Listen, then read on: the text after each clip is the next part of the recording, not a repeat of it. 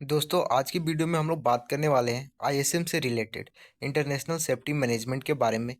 तो जो भी सर्वेयर है हमें आईएसएम से रिलेटेड पूछते हैं, वाई आईएसएम वो पूछेंगे। फिर पूछते हैं कि when ISM was adopted by IMO, when it came in force, which chapter of SOLAS deal with the ISM, ISM apply to which all ships, then what is the content of ISM code, what are the functional requirements, content of ISM code पूछते हैं हम लोगों से। फिर पूछते हैं कि objective क्या है आईएसएम का, फंक्शनल रिक्वायरमेंट क्या होता है एसएमएस का, डॉक्यूमेंट्स क्या है अंडर आईएसएम का। तो अब भाई हम लोग डील कर लेते हैं। सबसे पहले डॉक्यूमेंट से रिलेटेड हम लोगों को जो भी सवाल आता है, बात करते हैं कि ये आईएसएम जो है कौन से फंक्शन में आता है। तो फंक्शन 3 के टाइम पे जो एमएमडी का ओरल हम लोग अटेंड करते हैं, तो उसमें आईएसएम से रिलेटेड हम लोगों को पूछा जाता है। तो हम लोग सबसे पहले बात करते हैं डॉक्यूमेंट से रिलेटेड कि डॉक्यूमेंट अंडर आईएसएम हम लोगों को जो जब भी पूछा जाए तो सबसे पहले ये दिमाग में आना चाहिए कि आईएसएम जो है सोलास के कौन से चैप्टर में। तो जो सोलास का चैप्टर 9, जो 9 नंबर चैप्टर है सोलास का, उसको बोलते हैं management for the safe operation of ships. ये सोलास का चैप्टर 9 है जो कि डील करता है आईएसएम कोड से। तो उसमें लिखा हुआ है रेगुलेशन 1, जो कि है डेफिनेशन कि आईएसएम आखिर है क्या। तो international safety management code, ISM means international management code for the safe operation of ships and for pollution prevention. तो अगर हम लोगों से वो सिर्फ मे बी वो डेफिनेशन भी पूछ सकते हैं एमएमडी के सर्वे। तो अगर आईएसएम का डेफिनेशन पूछे तो हम लोग बोलेंगे कि इंटरनेशनल सेफ्टी मैनेजमेंट, जिसको आईएसएम कोड बोलते हैं, ISM code mean international management code for the safe operation of ships and for pollution prevention. इसी का रेगुलेशन 4 जो है वो सर्टिफिकेशन से डील करता है, जो कि हम लोगों से पूछा जाता है जो भी एमएमडी के सर्वेयर है। तो हम लोग सबसे पहले उनको क्या बोलेंगे कि जो सर्टिफिकेट जो होता है आईएसएम के अंडर में, वो बेसिकली यहाँ पे ध्यान देने वाला है कि सबसे नंबर 1 पॉइंट में लिखा हुआ है डीओसी होता है। डीओसी बोलते हैं डॉक्यूमेंट ऑफ कंप्लायंस को, जिसका जो वैलिडिटी है वो 5 ईयर्स है और ये हर एक कंपनी को इशू किया जाता है। जो डीओसी है वो हर एक कंपनी को इशू होता है। नंबर फिर हम लोग बात करते हैं एसएमसी से रिलेटेड, जो कि है सेफ्टी मैनेजमेंट सर्टिफिकेट। एसएमसी का फुल फॉर्म होता है सेफ्टी मैनेजमेंट सर्टिफिकेट, उसका भी वैलिडिटी 5 ईयर्स है। बट जो एसएमसी होता है सेफ्टी मैनेजमेंट सर्टिफिकेट, वो हर एक वेसल्स को अलाउट होता है फॉर एवरी शिप्स। और ध्यान देने वाला बात है कि अगर वो हम लोगों को पूछे कि ये चाहे डीओसी हो एसएमसी हो, यानी कि डॉक्यूमेंट्स ऑफ कंप्लायंस हो, सेफ्टी मैनेजमेंट सर्टिफिकेट्स हो, वो इशू कौन करता है, तो हम लोग यही आंसर करेंगे कि वो होता है इशूड होता है बाय द एडमिनिस्ट्रेशन। एडमिनिस्ट्रेशन करने का क्या मतलब होता है कि फ्लैग ऑफ वेसल्स, जिस भी कंट्री का फ्लैग जो है वेसल जो है इंटाइटल्ड होता है फ्लाई करने का। अब हम लोग बात करते हैं अभी तो हमने सिर्फ डीओसी और एसएमसी का बात किया। अब इसमें एक और सर्टिफिकेट्स कंसीडर किया जाता है जिसको हम लोग बोलते हैं इंटरिम डीओसी और इंटरिम एसएमसी। तो अब बात कर लेते हैं हम लोग कि ये जो इंटरिम डीओसी जो है वो क्या होता है। तो जो इंटरिम डीओसी होता है इंटरिम डॉक्यूमेंट्स ऑफ कंप्लायंस, उसका वैलिडिटी सिर्फ 12 मंथ्स होता है और वो भी हर एक कंपनी को दिया जाता है। बट जब भी वर्ड इंटरिम यूज होता है तो इसका मतलब यही होता है कि इंटरिम कहने का मतलब होता है कि या तो ये न्यू कंपनी है या न्यू वेसल्स है, या जो शिप जो है चेंज किया है अपना फ्लैग। जैसे कि अर्लियर मान लेते हैं कि पनामा फ्लैग का वेसल था, अब हो गया मार्शल आइलैंड फ्लैग का वेसल। तो उस केस में जब भी शिप्स का फ्लैग चेंज होता है तो उनको डायरेक्ट सेफ्टी मैनेजमेंट सर्टिफिकेट नहीं इशू किया जाता है। सबसे पहले उनको interim safety management certificate issue किया जाता है, जिसका वैलिडिटी 6 मंथ होता है और वो एवरी शिप्स का होता है। और सेम डॉक्यूमेंट्स होता है जिसको हम लोग क्या बोलते हैं इंटरिम डॉक्यूमेंट्स ऑफ कंप्लायंस। तो इंटरिम डॉक्यूमेंट्स ऑफ कंप्लायंस भी क्या है, वो हर एक न्यू कंपनी को इशू किया जाता है। अब न्यू कंपनी के लिए 12 मंथ्स का उसका वैलिडिटी है और हर एक न्यू कंपनी को इशू करता है। अब इसमें एक बात है कि जो डीओसी है उसका एनुअल वेरिफिकेशंस होता है। डीओसी है उसका यहाँ पे लिखा गया है कि उसका एनुअल वेरिफिकेशन होता है। एनुअल वेरिफिकेशन कब कब होगा डीओसी का, मतलब अगर डीओसी का वैलिडिटी 5 ईयर्स है तो एनुअल वेरिफिकेशन का मतलब हुआ कि +- 3 months of the anniversary date. तो जिस डेट भी जो इशू होता है, एक्सपायरी जो है सर्टिफिकेट्स का, जो जैसे 15 जुलाई होगा अगर एक्सपायरी, तो 15 जुलाई से +3 मंथ्स आगे या 3 मंथ पीछे किसी भी डेट के बीच में उनका एनुअल वेरिफिकेशन होता है, और ये एवरी ईयर्स है। यहाँ पे एनुअल लिखा हुआ है, यानी कि 5 साल है तो 5 बार उनका एनुअल वेरिफिकेशन होता है डीओसी का।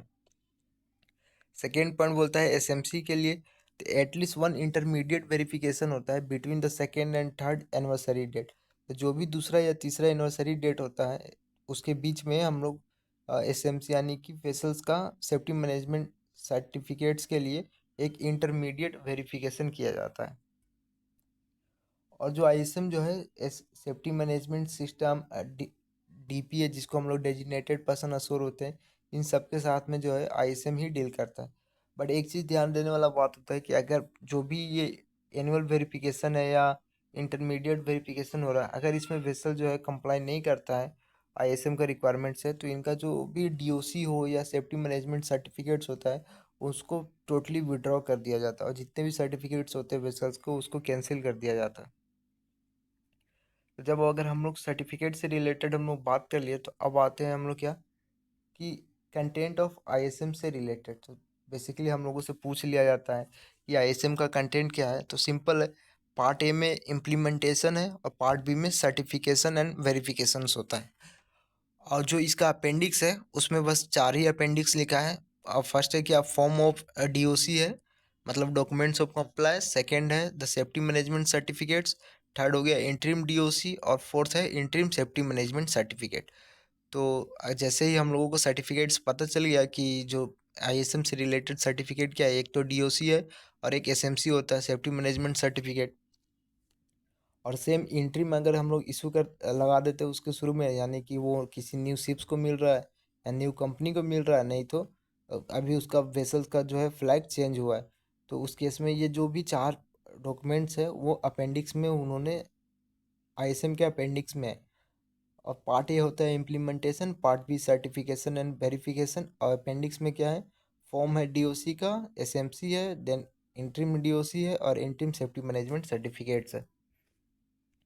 अब हम लोग बात करते हैं ऑब्जेक्टिव ऑफ आईएसएम का, कि मे सर्वेयर पूछते हैं कि आईएसएम का ऑब्जेक्टिव क्या है।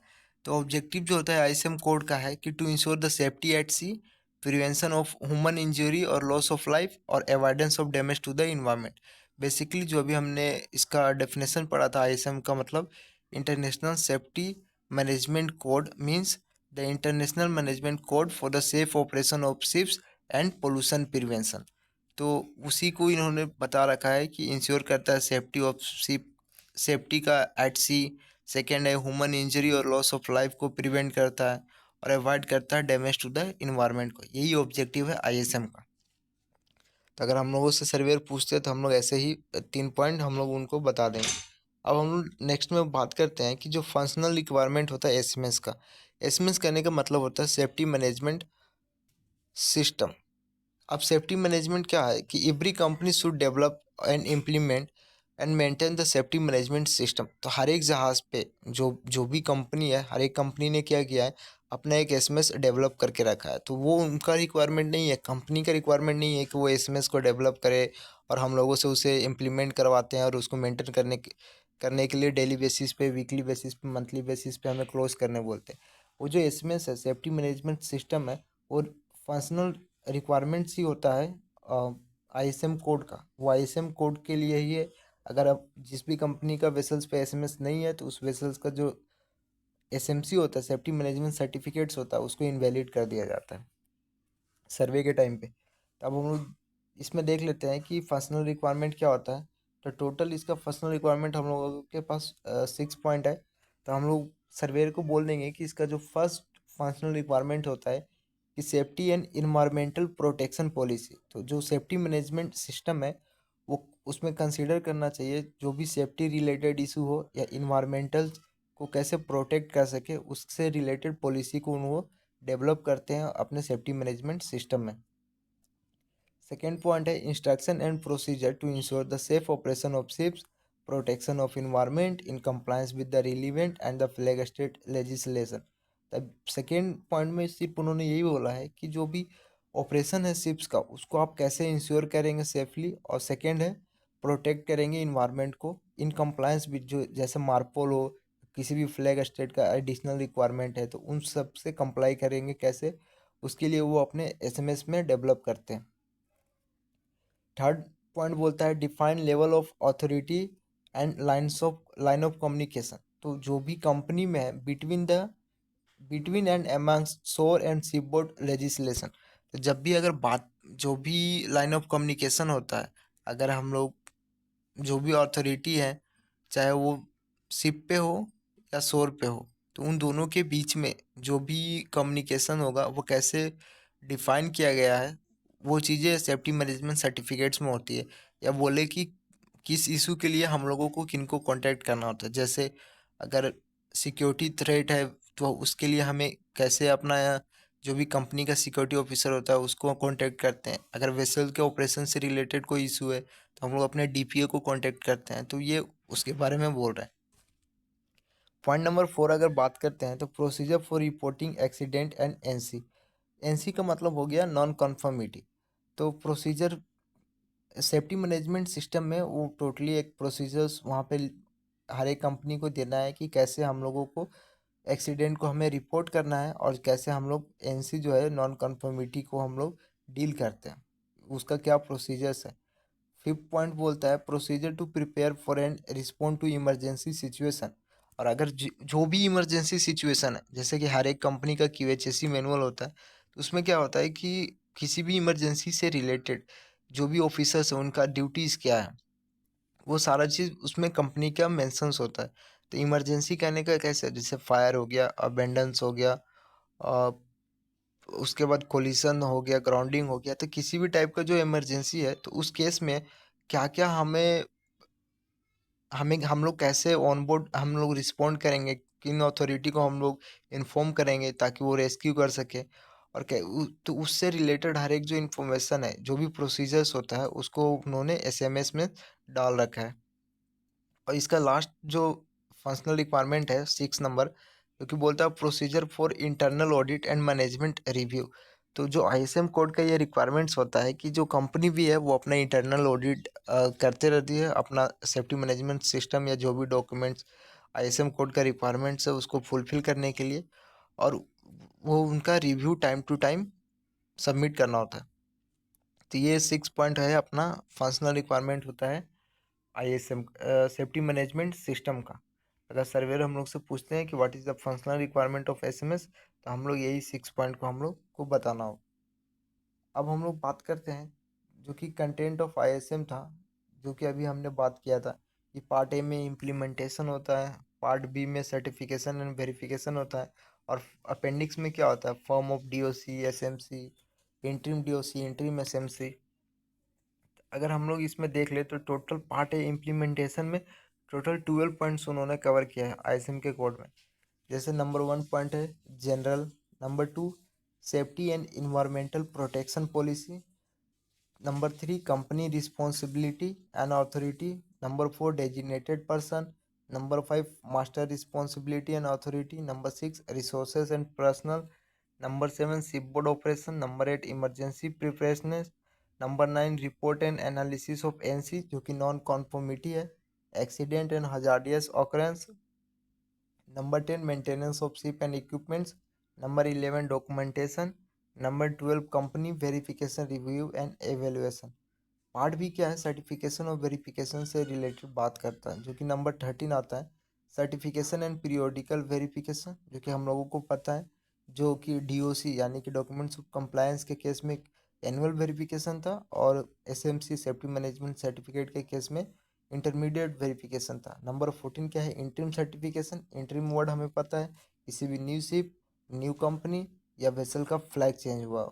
नंबर 15 क्या है वेरिफिकेशन। नंबर 16 है फॉर्म ऑफ सर्टिफिकेट्स।